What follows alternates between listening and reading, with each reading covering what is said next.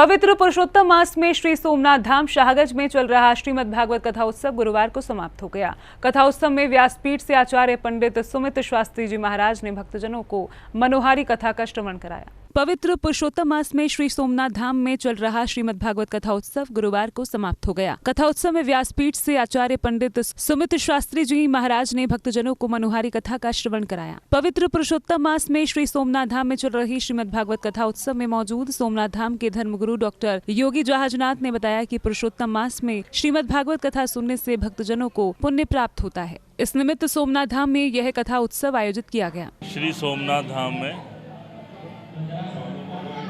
पूज्य दादा गुरुजी की प्रेरणा से पूज्य गुरुजी पे डॉक्टर शंकरनाथ योगी जी के सानिध्य में भागवत कथा का यहाँ पे आयोजन था। आज उसका 7वां दिन है।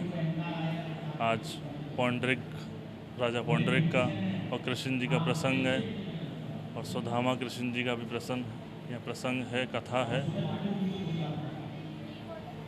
मैं सभी शहरवासियों से कहना चाहूँगा कि अपनी संस्कृति को और अपनी सभ्यता को इस भागवत कथाओं के माध्यम से अपने जीवन में उतारें और अपने जीवन को सुदृढ़ बनाएं। और आज भागवत कथा का विश्राम होगा और कल सुबह 8 बजे प्रातः यज्ञ का आयोजन किया गया है। उसके बाद विशाल भंडारे का आयोजन किया गया है।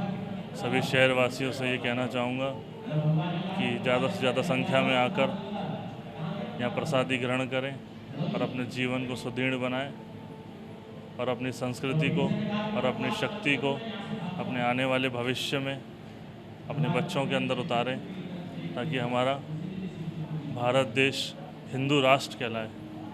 यही कहना चाहूँगा मैं सभी शहरवासियों से। श्री सोमनाथ धाम में योगी अपने शंकरनाथ जी के सानिध्य में श्रीमद् भागवत कथा का पाठ चल रहा है, भागवत चल रही है। और ये उन्होंने प्रेरणा अपने गुरुजी सदगुरु राजा सोमनाथ योगेश्वर से ली थी।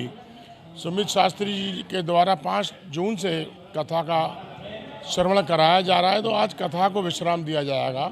कथा आज अंतिम दिन है, कल कथा भंडारा होगा।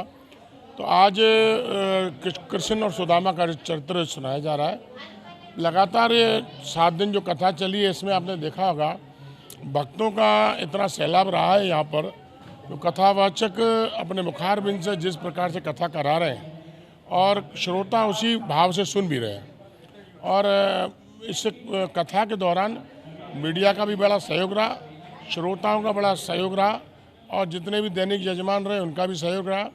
आप सबके माध्यम से मैं आग्रह करना चाहूँगा कि कल सुबह हवन यज्ञ होगा, उसके बाद भंडारा होगा।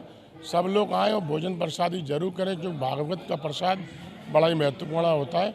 और एक बार पुनः आप सबको बहुत आभार, जिन्होंने हमको इस कथा को मीडिया ने अपने जिस हिसाब से कवरेज दिए, चाहे वो प्रिंट मीडिया हो चाहे इलेक्ट्रॉनिक मीडिया हो, मैं उनका बहुत हृदय से आभार व्यक्त करता हूँ।